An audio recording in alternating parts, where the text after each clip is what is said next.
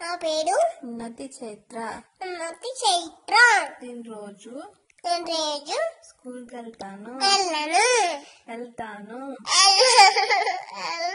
బాగా చదువుకుంటాను.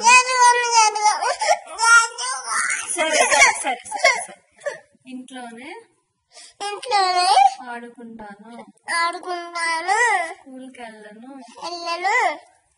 అమ్మని బాగా తింటాను. స్కూల్కి మాత్రం వెళ్ళను.